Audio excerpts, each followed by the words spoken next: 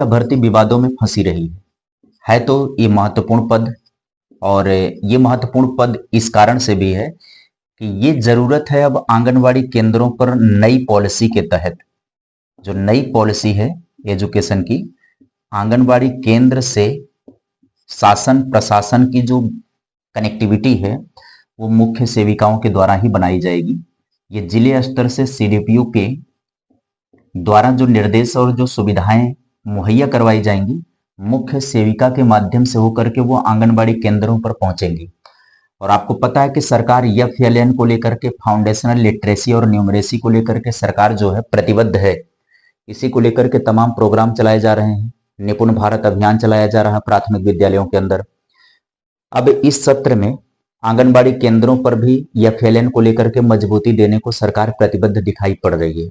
अब बात करते हैं कि जब इतनी तेजी दिखाई दी है मुख्य सेविका के 2600 से अधिक पदों पर, सरकार ने जब विज्ञापन निकाला और इसकी परीक्षा करवाई, शुरू से ही पहले तो इसकी योग्यता को लेकर के विवाद फंसा रहा। चलो योग्यता को लेकर के मामला किसी भी तरीके से निस्तारित हुआ है 50%। अभी भी योग्यता को लेकर के तमाम डाउट बने हुए हैं बच्चों के दिमाग में। अब जो बच्चों के दिमाग में डाउट है योग्यता को लेकर के, इसका निस्तारण कब होगा? तो अब इसका निस्तारण डॉक्यूमेंट वेरिफिकेशन के दौरान होगा। इससे पहले आपका किसी भी तरीके की जानकारी क्वालिफिकेशन को लेकर के नहीं उपलब्ध हो पाएगी। ये तो रही बात करते हैं कि ये भर्ती का रिजल्ट कहां पर मामला अटक गया है। रिजल्ट वाले मामले की अगर हम बात करें तो जिस समय मुख्य सेविका की वैकेंसी आई, इसका जब विज्ञापन आया था, विज्ञापन जब आया था तो मुख्य सेविका डिपार्टमेंट जो है, मुख्य सेविका के अंतर्गत लगभग 125 पद संविदा कर्मियों का है। यानी जो पहले से कार्यरत हैं मुख्य सेविकाएं, संविदा पर कार्यरत हैं, उनके भी पदों को 2600 प्लस का जो विज्ञापन आया है, 2693 ऐसे कुछ पद हैं, तो 125 जो पद हैं उसको ऐड करते हुए विज्ञापन आता है सरकार की तरफ से।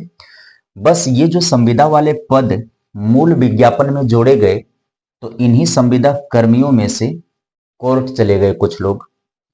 कोर्ट में उन्होंने जाकर के अपने अधिकार की रक्षा करने का प्रयत्न किया। सरकार लेकिन सुनी नहीं, कोर्ट में सुनवाई चलती रही। सरकार ने परीक्षा भी करवाई, आगे की प्रक्रिया भी सरकार की चलती ही रही। लेकिन अब मामला चूंकि था अधिकार के हनन की बात आ रही थी। न्यायपालिका सबके लिए होती है, सबके अधिकार। एक व्यक्ति का अगर व्यक्तिगत नुकसान हो रहा है तो वह भी न्यायालय का दरवाजा खटखटा सकता है। तो यहां पर एक अंकिता सिंह के नाम से और इनके साथ 70 और संविदा कर्मियों ने मिल करके कोर्ट से ये गुहार लगाई कि अगर सरकार रिजल्ट दे देती है, रिजल्ट यदि आयोग दे देता है, तो आयोग के रिजल्ट के पश्चात जो हमारे पद हैं, जो हमारे अधिकार हैं, वो नष्ट हो जाएंगे, वो खत्म हो जाएंगे, वो भर दिए जाएंगे, परीक्षा प्रणाली के थ्रू भर दिए जाएंगे। तो हम लोग इतने दिनों से सेवा कर रहे हैं, हम लोग कहाँ जाएंगे? तो ये लोग अपील किए कोर्ट से कि इसके रिजल्ट पर रोक दिया जाए, इसकी प्रक्रिया को ना स्टे दे दिया जाए, प्रक्रिया को स्टे दे दिया जाए। इस बात का आप ध्यान दीजिएगा। बहुत सारे जगह पर र्यूमर ये उठ रहा है कि भर्ती रद्द हो गई, बहुत सारी बातें ये चल रही हैं, भर्ती रद्द हो गई। हमारे यहाँ भी एक दो बहनों ने मैसेज किया कि सर भर्ती रद्द हो गई, कुछ इन्फॉर्मेशन इसको लेकर के दे दीजिए। तो भर्ती रद्द नहीं हुई है, भर्ती पर स्टे लग गया है। स्टे कब तक का लगा है?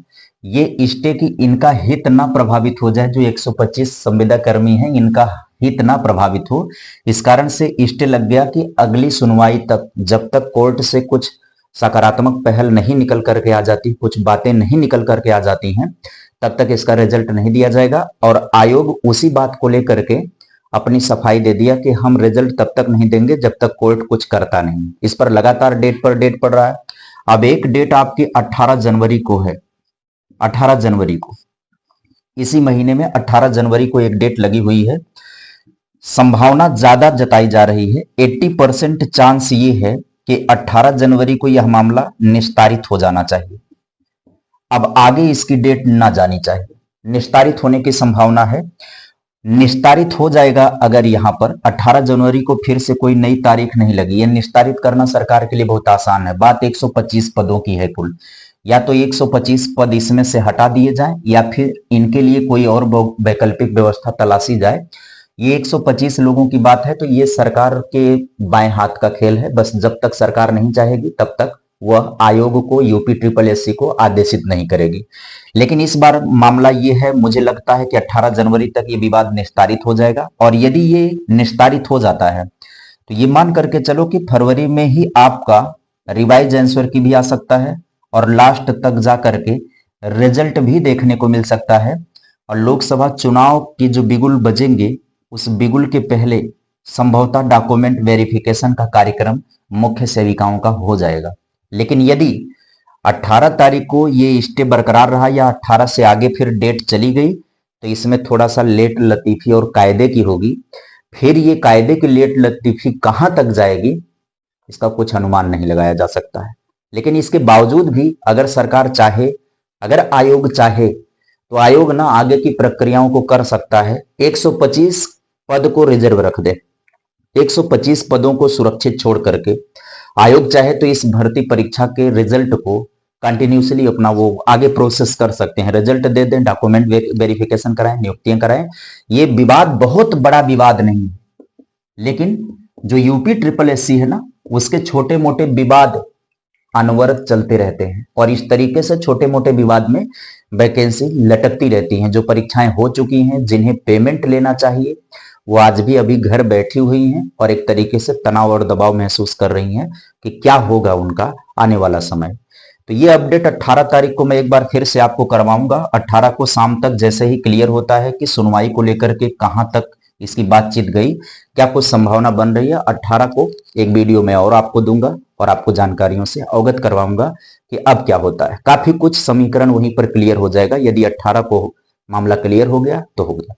आपसे अपील होगा कि तब तक आप वीडियो को सब्सक्राइब कर दीजिए, सॉरी चैनल को सब्सक्राइब कर दीजिए, वीडियो को लाइक कर दीजिएगा, शेयर कर दीजिएगा और बाकी बहनों तक पहुंचा दीजिए। सभी को इससे संबंधित जानकारी मिलती रहेगी।